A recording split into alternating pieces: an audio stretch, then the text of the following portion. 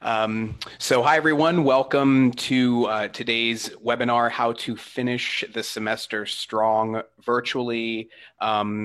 It's my absolute pleasure to be here today with not only my colleague, but my dear friend, Steve O'Connell. He'll introduce himself in just a moment. My name is RJ Jenkins. I'm a curriculum designer for the Columbia University Center for Veteran Transition and Integration. I've been working with teaching and advising college students for over a decade, and was an advisor at the School of General Studies at Columbia University, working with non-traditionally aged students and also with a large cohort of military veterans and military connected students. So that was the reason that I started working at the Center for Veteran Transition and Integration, and was able to create university studies for student veterans. So I think there are probably several of you here today who are coming from that course. Welcome. We're really glad you're here. But today's conversation is really going to be about how to think about the semester that we're currently in, the semester that we're about to finish. And I'm really excited to be here with someone who knows about this from a couple of different angles. So I'm going to let him introduce himself to you, and then I'll give you a little bit more background about who you're talking to today. Steve? RJ, thank you so much. And thank you so much to RJ and the center's team for having me here today. I'm really excited to be joining you and have this opportunity. So my name is Stephen O'Connell. I am a former student at Columbia University, a non-traditional student myself, where I did my undergraduate degree, where I first met RJ, and he was one of my teachers and mentors, and became close friends. So very excited to be here with him. I now work at Columbia University as an academic advisor within the School of General Studies, a school for non-traditional students. Student veterans make up a large population of our students there, as well as just non-traditional students across the board. And I also am currently a student myself at Columbia.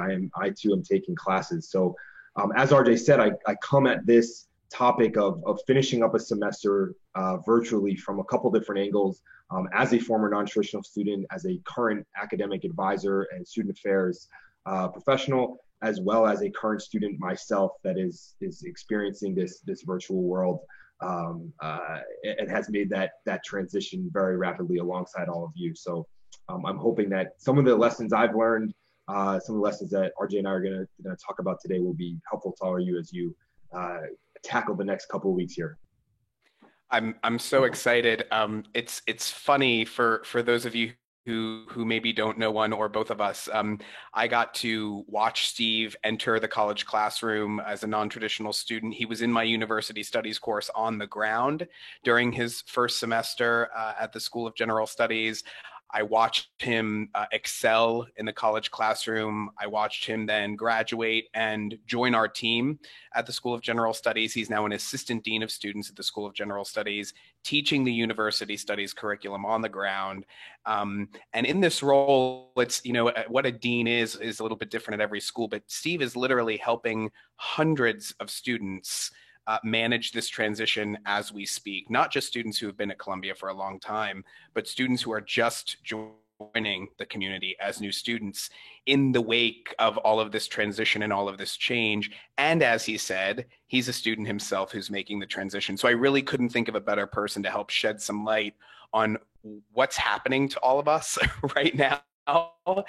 And also some helpful strategies. I think a lot of these conversations that are being had are kind of broad, and pretty general about what we should be thinking about, how we should be navigating the situation that we're in. And Steve and I are both committed to making sure there are just a couple concrete action items that you can take away from this discussion and start using immediately after this conversation. Because for many of you, not just students at Columbia, but students across the country and the world, final exams, final papers, final projects, they are upon us, right? They are, if they're not already happening, they're happening in just a short while. And so we really want to focus on that. But Steve, I want to start our conversation by just kind of pressing pause for a second. And I'd just like to hear from you a little bit what this has been like for you, not just as an advisor, but as a student yourself. We know that this change happened quickly.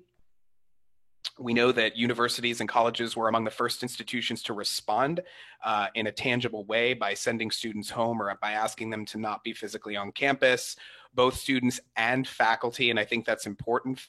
Faculty also had to make this transition really, really quickly.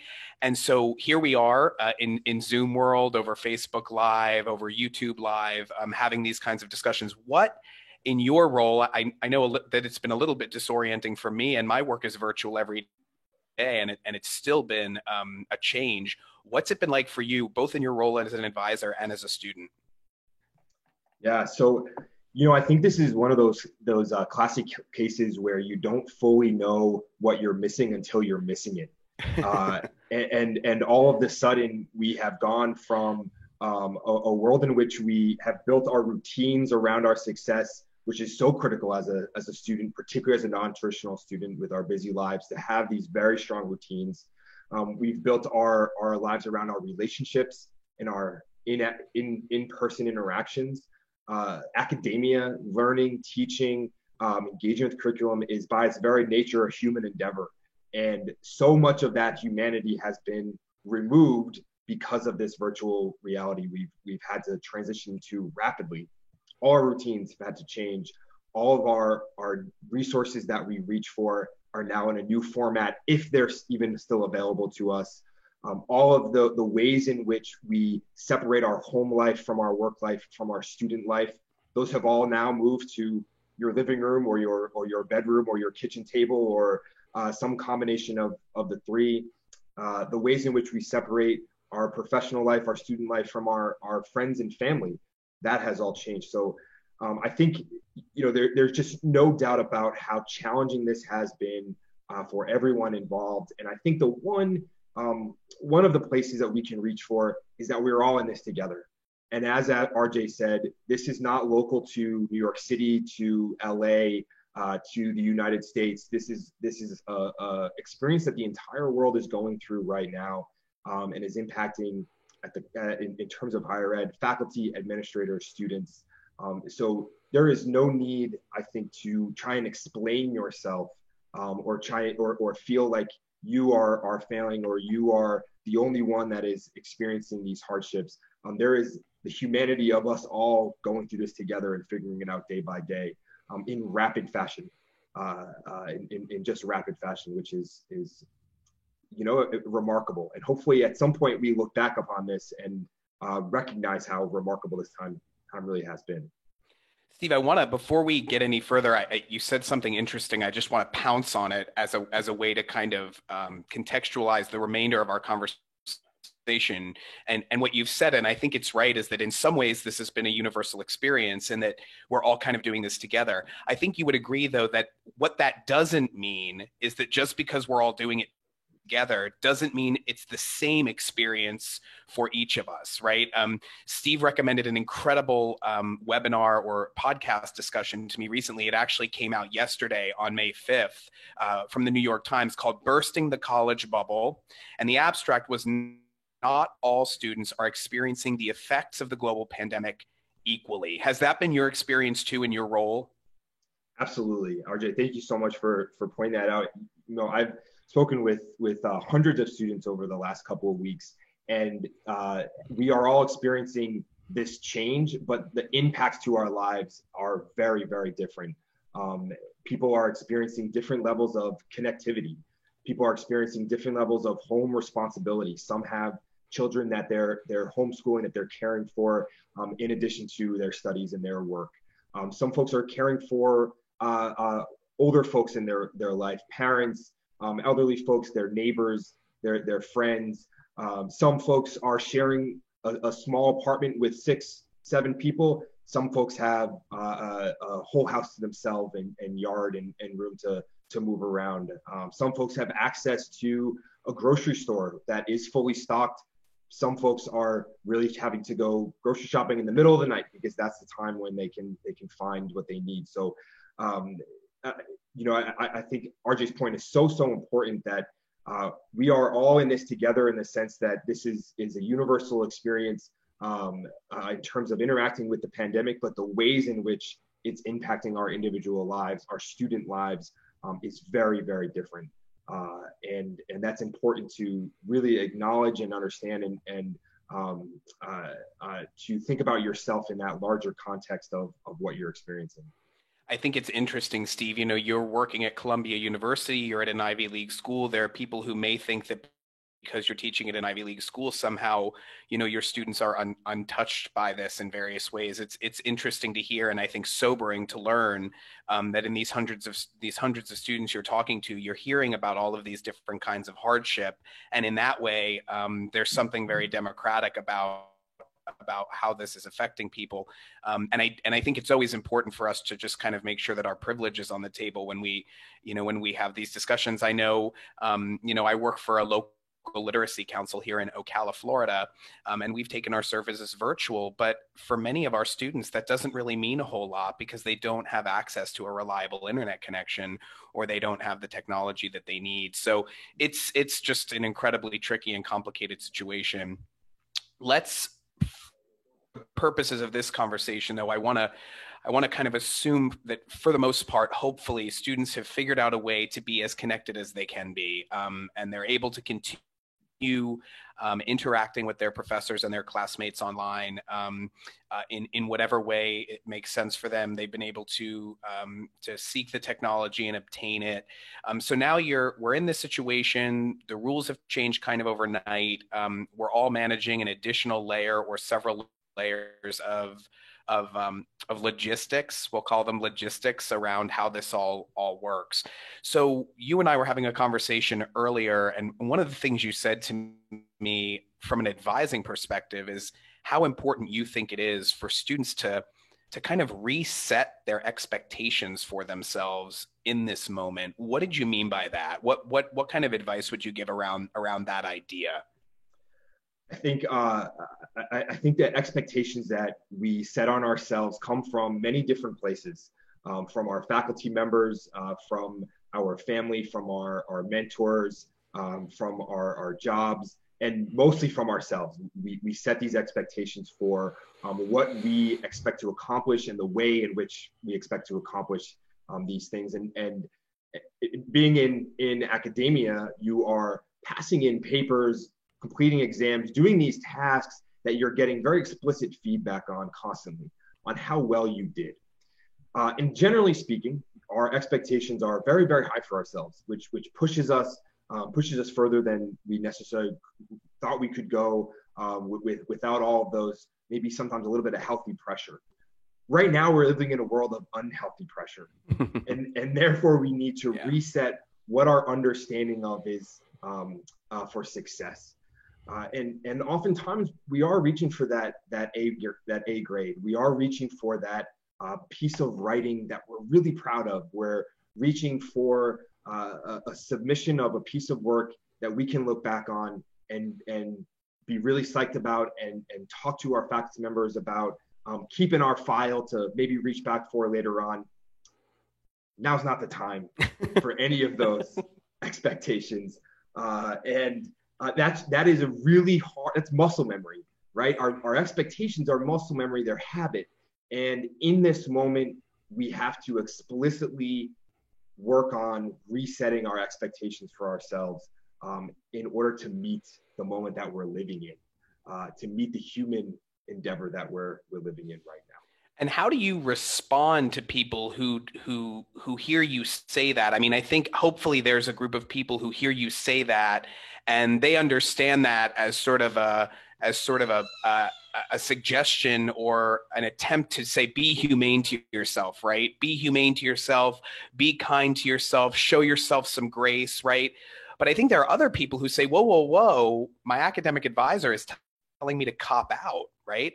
What do you say to people who hear you say that, right? Redefine what success means to you, reset your expectations. And we're talking specifically about the next couple of days and next couple of weeks, right? Final papers, final projects, final exams.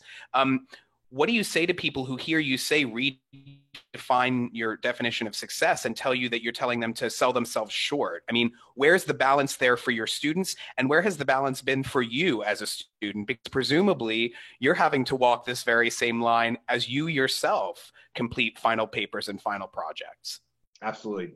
Absolutely. RJ wrote an article recently that he titled "Don't Get It Twisted," and this expectation setting is about not getting it twisted. This is not about cutting corners.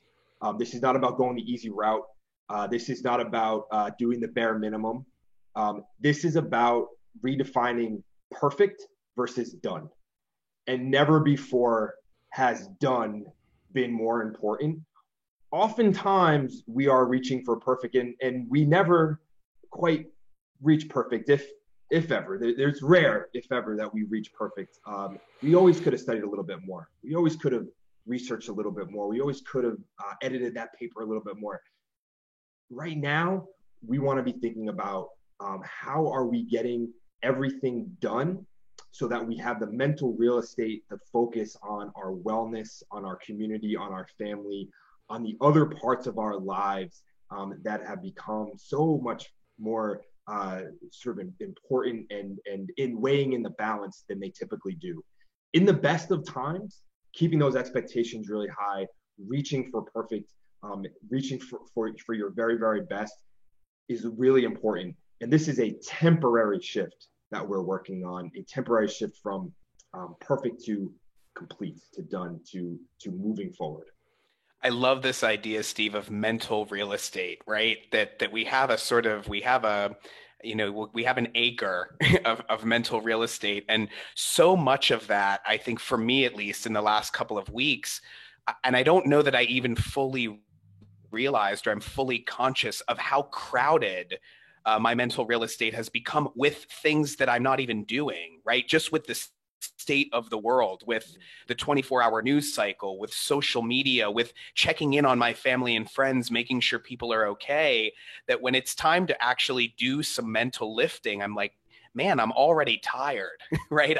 I already, there's a kind of fatigue that sort of exists in the ether out there that I think we have to think about. So I think you're right. There's something about checking a task off the list and freeing up that real estate.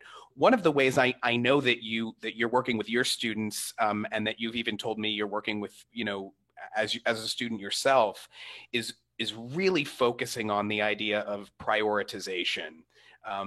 Really spending some time thinking about not thinking about the next 4 weeks, not thinking about the next 3 months, but really starting to break it down into the immediate future, what's right in front of me. Can you say a little bit more about how you're thinking about that in your own studies and how you're working with your students on the idea of prioritization?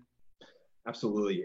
I want to pause on the mental real estate piece just a minute. In Yeah. that I want to be very open that I found it incredibly hard myself to focus. It is, there's a lot of talk right now about reading novels and reading for pleasure, and these are the kinds of things that I have had an incredibly hard time keeping my focus longer than I'm half a news article. It's like my brain is only able to think in tweet-sized bits of information, and it's because of the realities of this world we're living in. So if you're feeling that way, totally normal.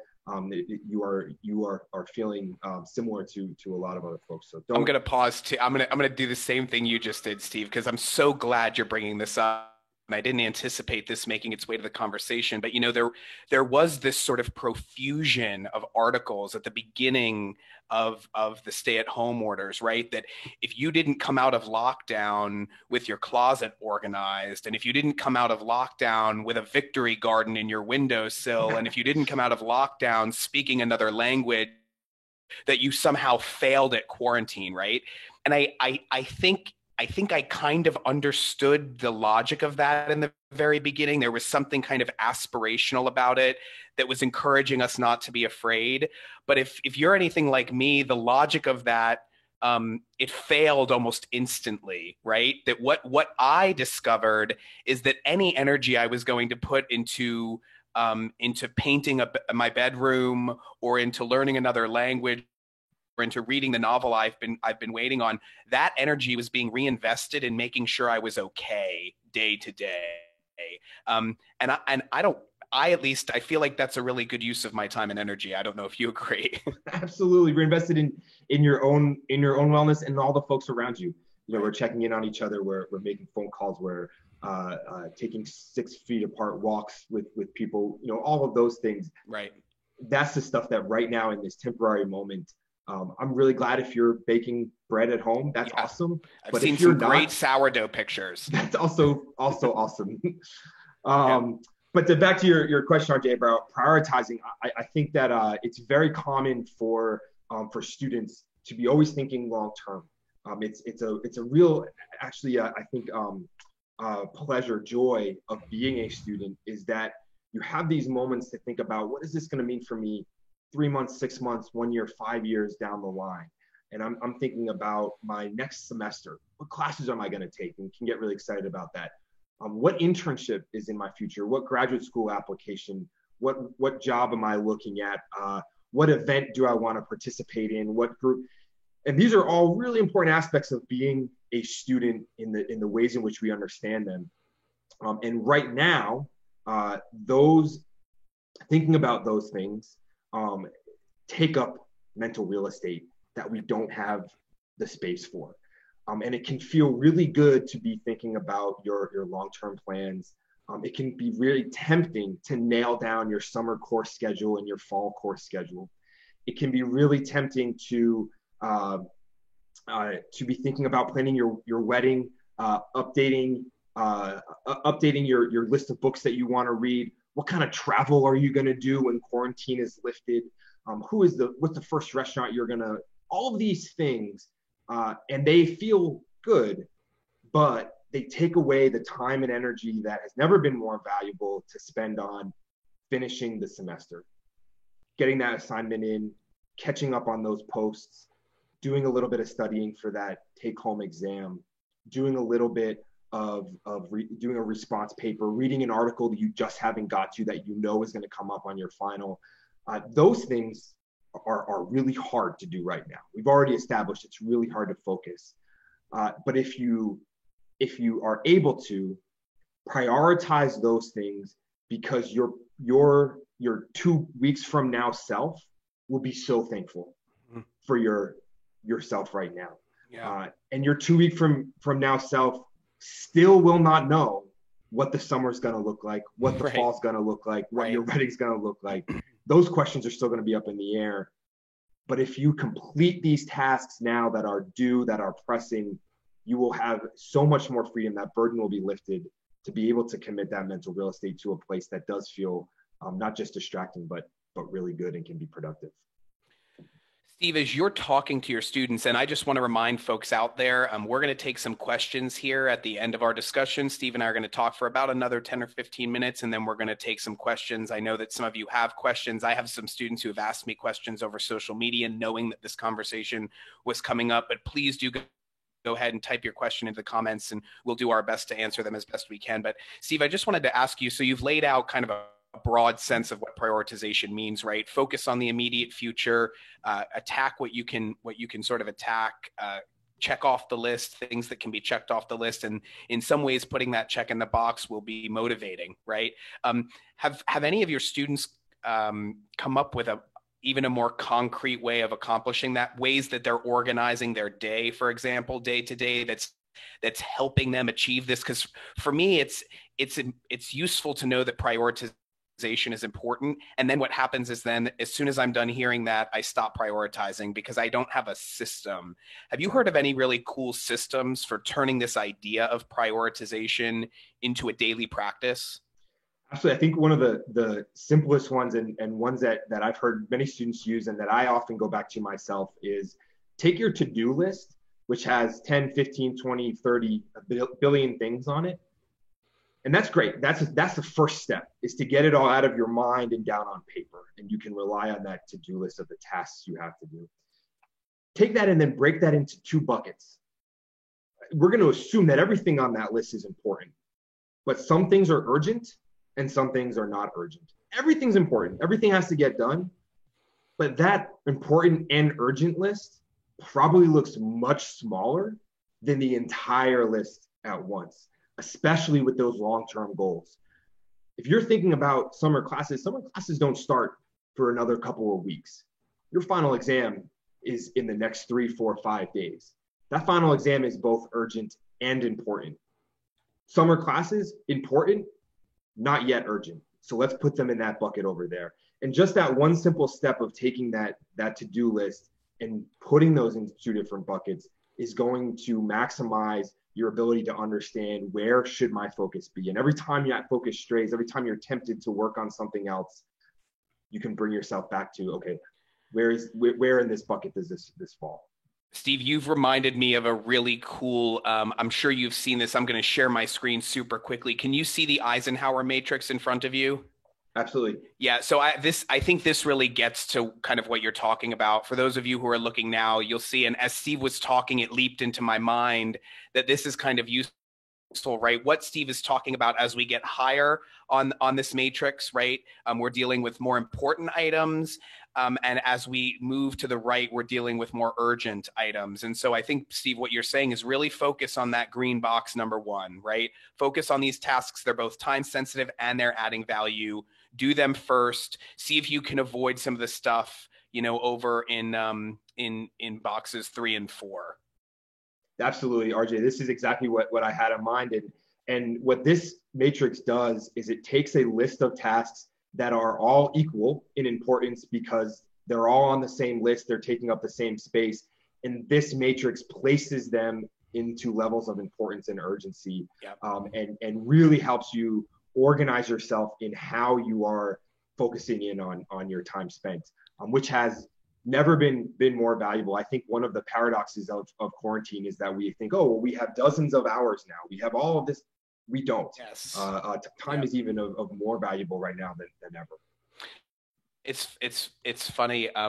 That's another one of the things that we saw so early on, right? We saw this idea that somehow we had unlimited time all of a sudden, and I think people have learned that in fact, when we were commuting to work, when we were walking from one office to another for a meeting, we actually had more downtime than we do even now. I don't know about all of you, but these Zoom meetings, you can really pack them in. I think, Steve, you said you've met with over 100 students in 2 weeks virtually, right? That would be inconceivable if you were meeting with people in person. So I think it's a paradox, and I think it's a little bit of a falsehood to imagine that we now have all this time on our hands, because of course, when people tell you that you have all this time on your hands, there's a suggestion there that you should feel a little guilty if you're not being as productive as you want to be. And I don't think it's useful. I completely agree. There's none of the organic breaks that we used to have in our day. Even the simple things from walking from one class to another, stopping in to get your coffee in the morning, running into somebody in your neighborhood on your walk, on your commute. All of these little things that in theory are just taking up time. Again, we've lost them, and we've realized how important that time was, how critical that was, not just to our health, but really to our productivity. We were getting all of this thinking done, and all of this creativity done, and all of this sort of interacting with our communities by virtue of just living our lives. And now we have to be so deliberate about every single one of those aspects of our life, which is really, really challenging. Steve, I want to turn the conversation a little bit to I think another strategy / practice that is mission critical at the moment, and that is communication. We've talked about acknowledging our current reality. We've talked about expectation setting and prioritization, but now I want to turn our conversation to the team of people who are still surrounding us in this moment, even though we can't visit them in office hours, even though we can't set appointments with them, face to face. I think it's easy, certainly for me, it has been easy to kind of forget that they're there at a moment when it is more important than ever to remember that they are there. And I know you're doing this.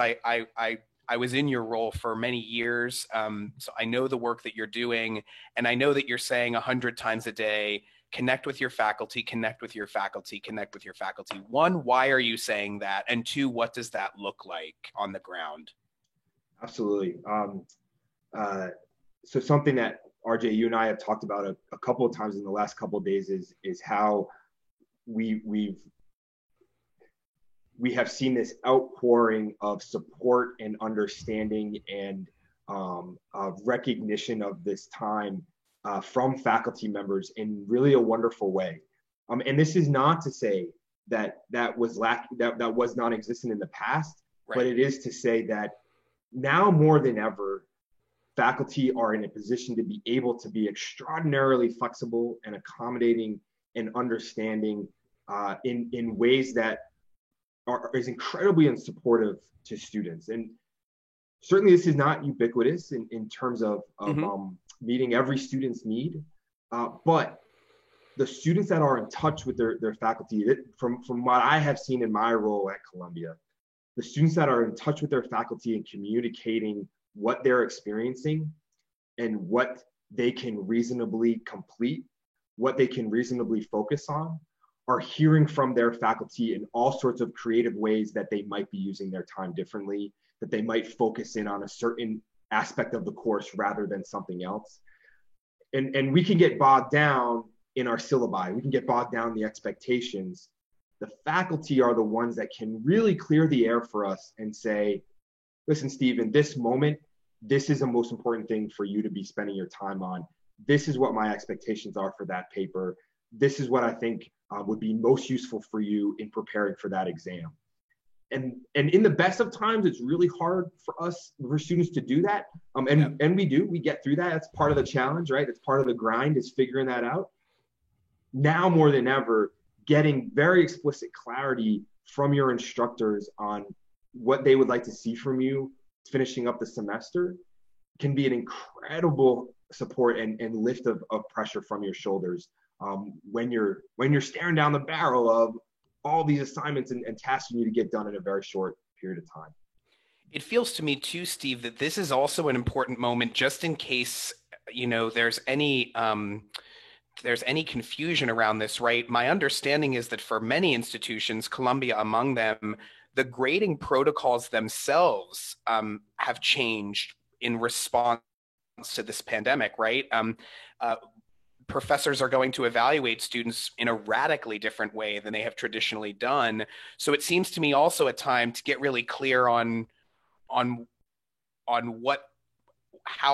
what mechanisms faculty are going to use. I mean, if you're in a pass fail situation, all of a sudden that could mean something very different for completing your final papers and projects than it might mean if you're still in a graded situation. And I've even heard some faculty, I think Jenny Davidson from Columbia University wrote an article recently claiming that professors should be generous in an unprecedented way. Again, I don't think this is every faculty member, but surely it seems to me like this is a moment to make really certain you know how you're being graded, right? Absolutely. I mean, getting the expectations from your faculty, they are at the end of the day, the buck stops with them. They are the ones that pass you from that class. They assign your grade. They evaluate your work. They evaluate your efforts. And now more than ever, it's important to understand how they're making those evaluations and what their expectations are of you. And unfortunately, that's not always clear. It's not always clear in the best of times on a syllabus or during the class where the instructor is explaining those things. Right now it's even more unclear Right. because of the situation that we're in and because of the ways in which we're interacting over Zoom.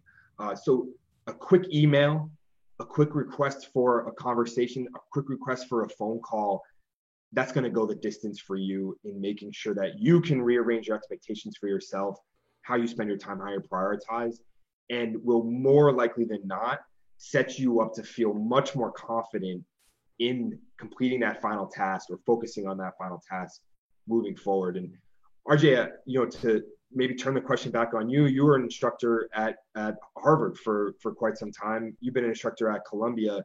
If you were teaching a English literature course right now, how would you be responding to these questions from your students? No, I appreciate the question. I mean, I to be fair, I think you know, up until now, I never necessarily felt like I had a whole lot of thought colleagues around grading because I was always a fairly generous greater. I felt that we were in the humanities, and so one of the things we needed to teach was humaneness in academic work. But I mean, what I always responded best to as an instructor, what I still respond best to as an instructor, is proactivity on the part of the student.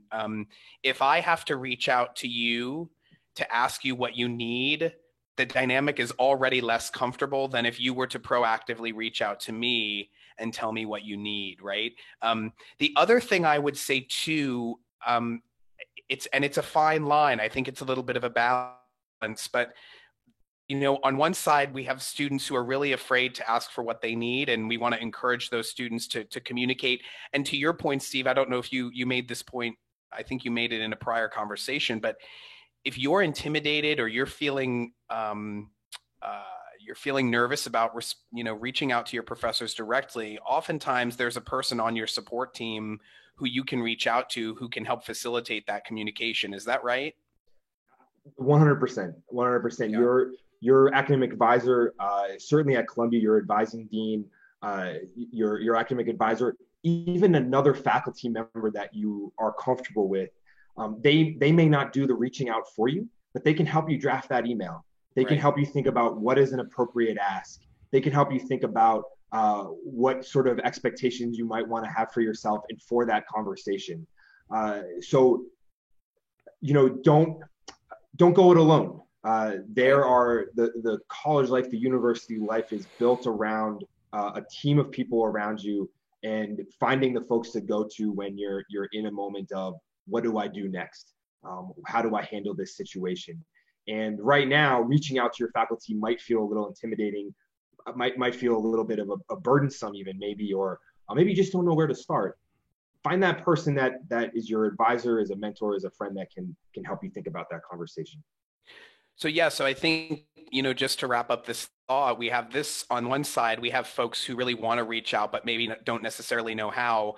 I also, in this moment, want to caution other students from allowing a sense of entitlement to dictate their communication during this moment, right?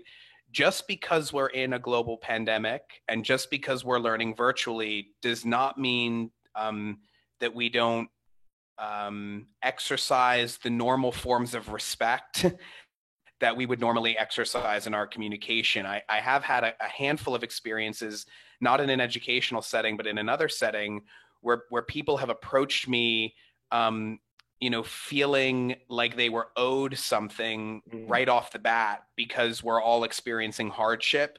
I also think that's not a particularly productive way to approach this, right? I think professors are trying to be understanding and accommodating. I think coming at them, requesting certain accommodations in a belligerent way or in an entitled way is not a recipe for success either, regardless of what we're all going through. And RJ, something that you've said to me a million times in the past that has always stuck in my brain is that we are our own worst proofreaders of our own understanding. Right. And this is very true right now when our nerves are a little bit frayed and our sense of sort of self and reality is a little bit off kilter as we're in isolation and quarantine, et cetera. So running your request, your email, your outreach by someone else can be really helpful in proofreading your understanding of that situation and of what's appropriate and of what you might have missed. Because we've all been there in the best of times of firing off an email, firing off a request, demanding something that we think we deserve. And this is not the best of times. So we're even a little bit more at risk of doing that. So getting some help in understanding ourselves is always important, never more so than right now. And I think something my mother used to tell us when we were growing up all the time, right? And it's a universally understood phrase, but I think has taken on increased poignance at this moment. Is to give people the benefit of the doubt, a little bit of benefit of the doubt in this moment in our professional relationships, in our working relationships, in our relationships with our professors, in our romantic relationships. A little bit of benefit of the doubt right now, I think, goes a really long way. Steve, I want to ask one additional question of you. I want to touch on one topic, and then we're going to answer just a few questions that have come in. So what we've focused on here is finishing the semester strong, right? You and I both believe that there are things students can do to complete the semester, showing some grace to themselves, redefining their expectations for themselves, and really focusing on the next right thing to do can help students complete, their courses, and that being done, that completion, that closure, we know that that's going to feel incredible and again, open up that mental real estate. What we also know is that now more than ever before, there are a host of very real and very valid reasons why a student may not be able to do the things that we've just told them they should do, right? And certainly what this conversation is not meant to be is a way to bully people into completing their courses at all costs, right? We don't want that. We want students to complete their courses if it's reasonable for them to do so, and we're trying to give them strategies to do that. But we know that not everyone will be able to.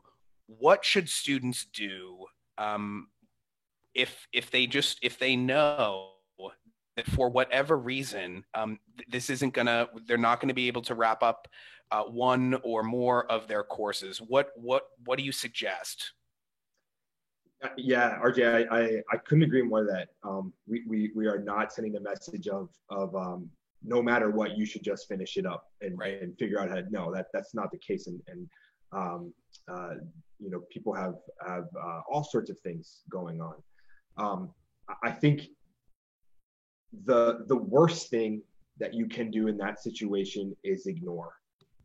And that's a real tendency for students, is to ignore the issue and not reach out to anybody and just hope it will go away. And it won't. The best thing you can do right now, if you are feeling like you are not going to be able to finish a class or all of your classes or one assignment or all of your assignments, is to reach out for some help.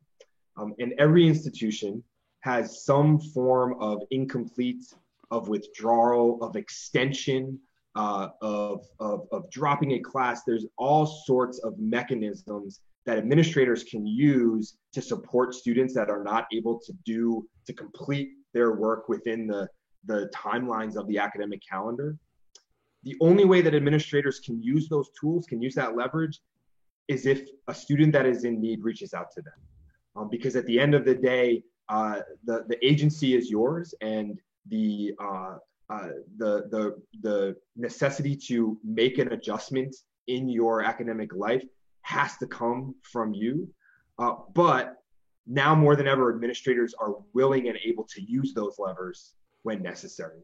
I know that for myself, I have really put aside the deadlines of withdrawal and the requirements for asking for certain types of support from administration. I am here to help you in any way that I possibly can for my advisees, and I know that that's true for my colleagues across Columbia and across other institutions. So reach out for help. Don't ignore. Don't let it slip away. Take the time now before final exams hit to say, I'm not going to be able to take that exam. What are my options? And there will be. I remember when I was doing this work in the role that you're in, and one of the most heartbreaking things that would happen is that I would have been able to help at an earlier moment, but because I was informed so late, even my options as an administrator had dwindled away. So power that I once had to assist, that power was suddenly not there anymore. And things I could have done to be helpful, now those things had to be adjudicated by committee. They had to be adjudicated through more formal processes. And so in the act of not trying to bother me, the student would sort of limit my options to help them. And so I agree with you. And I just want to, as a professional, also just say, even if you can bring yourself to just send that email that has a timestamp on it that says, I need help, that can start a conversation that can really transform the outcome. And so I think it's important. Steve, I'm conscious of everyone's time. I have 2 or 3 questions I just want to bounce off you really quickly that have come in from students and from the chat. And the first is, we have a student who is living alone at the moment. No family or friends because they had to move out of state, and they're trying to figure out how to motivate themselves to finish. And we talked a little bit about self-motivation, but what do you say to a student who is really missing those support networks, is socially isolated, and is faced with the task of motivating themselves to do some of the things we've talked about? What would you suggest? So first, I would say that that the situation you're in is really, really hard, and acknowledge that being alone for this length of time in this way is just plain hard. We as humans are not built for that. We're also not built to spend all of this time in video or on the phone.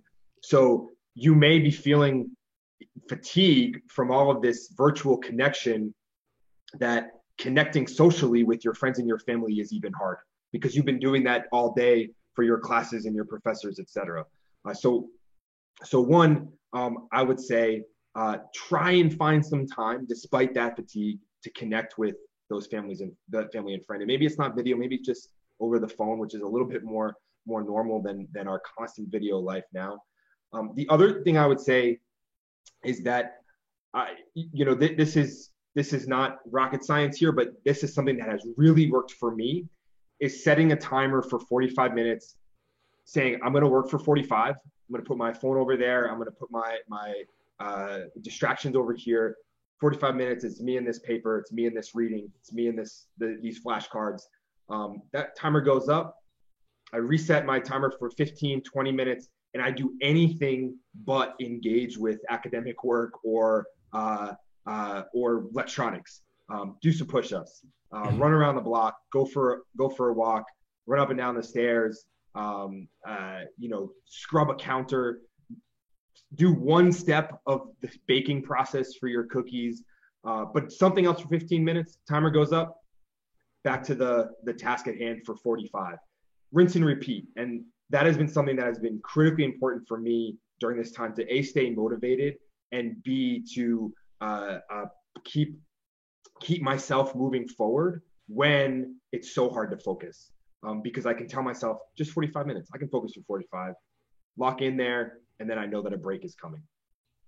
Thank you, Steve. I agree. And for those of you who are in the university studies curriculum, or you're in the online version of university studies for student veterans, you'll recognize the technique that Steve just talked about as a version of the Pomodoro technique, right? Of setting a timer, of creating little, brief, focused interactions with your academic work that are punctuated by breaks, right?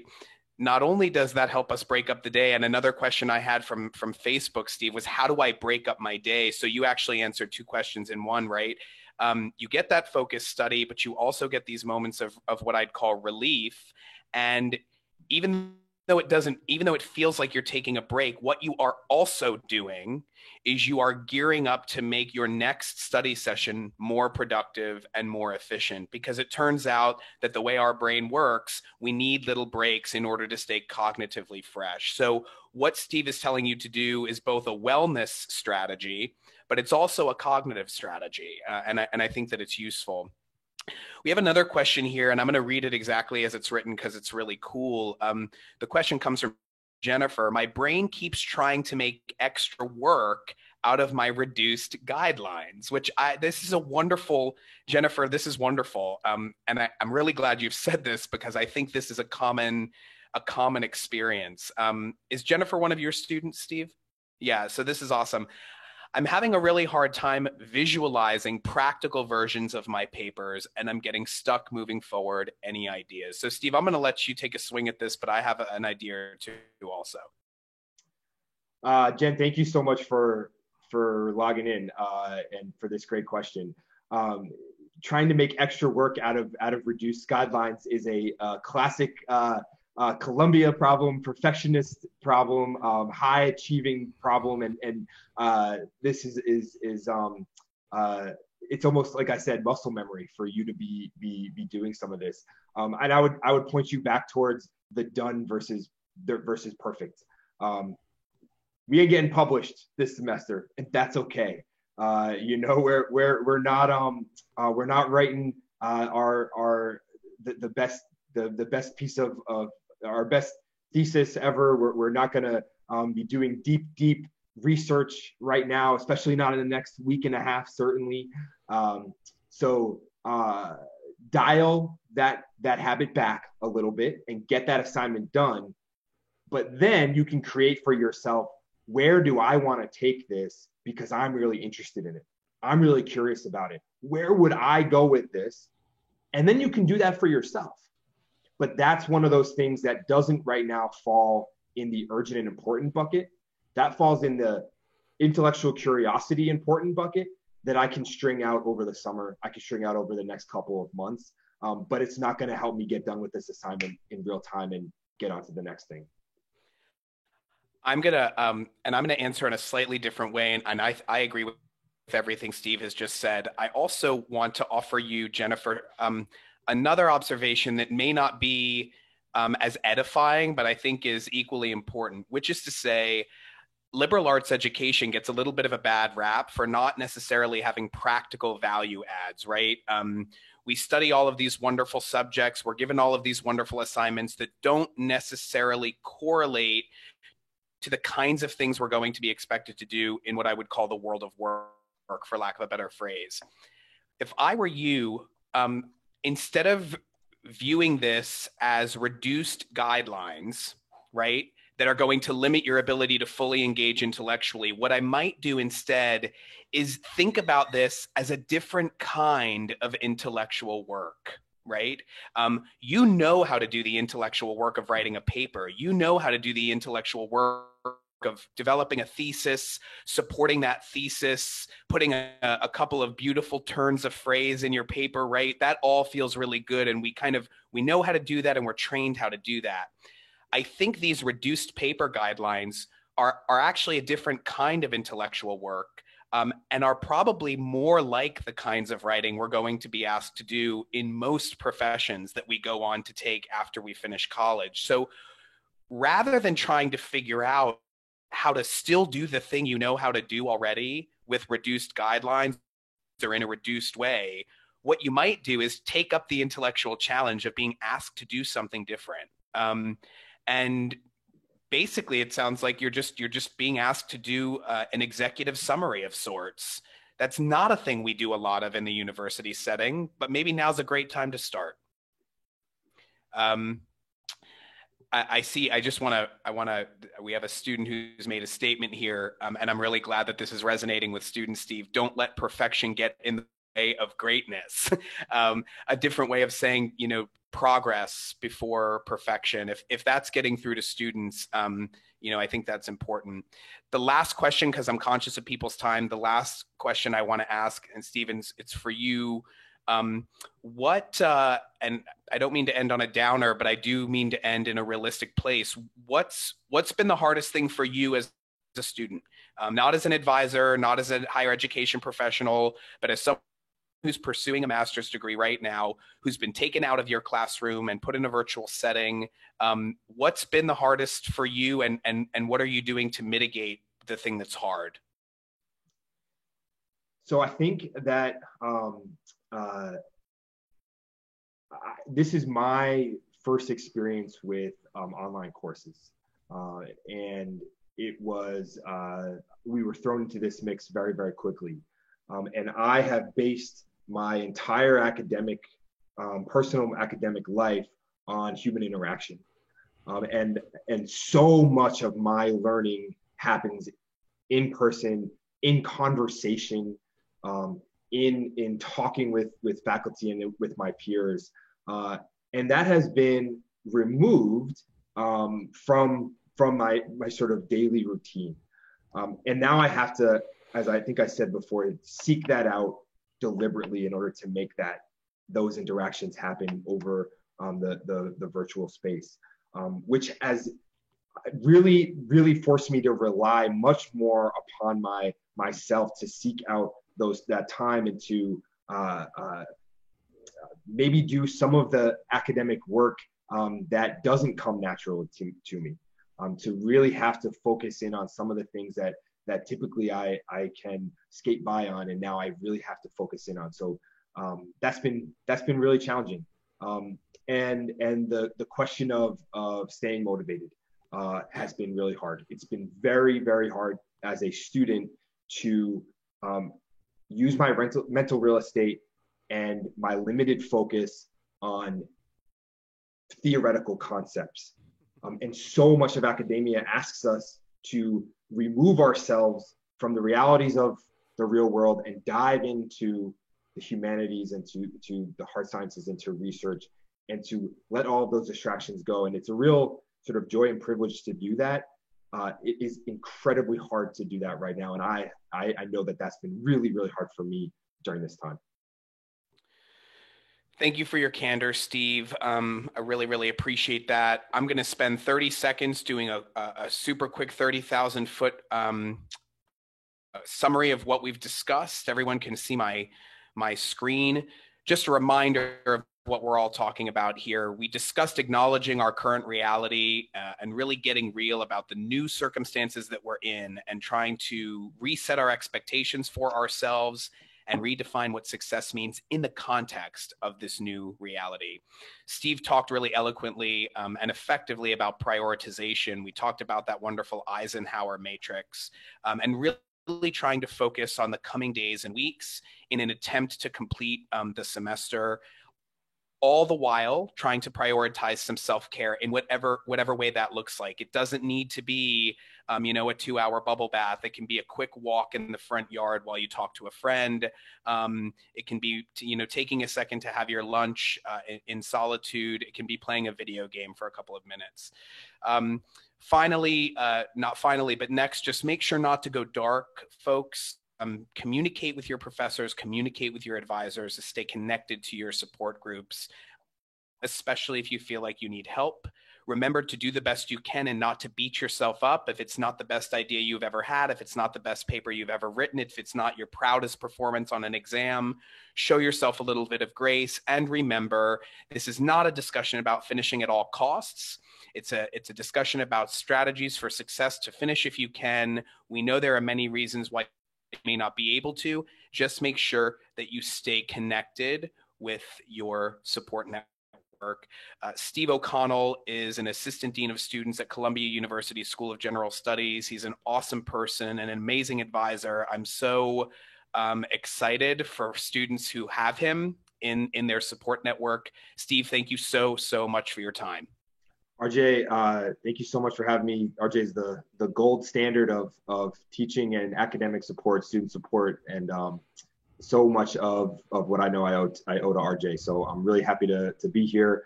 I'm really happy to be partnering with the Center for Veteran Transition and this team. And all my best to all of you and your families, your loved ones, as we get through this, and we will.